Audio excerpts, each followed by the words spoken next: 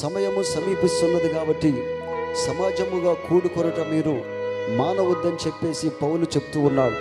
కాబట్టి ప్రియులారా, ఏదో ఒక రూపమున ఇలా దేవుని సన్నిధికి రావటం, మరి కొద్ది నిమిషాలు ఆయన మాటలు వినటం, మరి ప్రార్థనలు చేయటం అనేది దేవుడు మనకిచ్చిన ఒక గొప్ప భాగ్యం.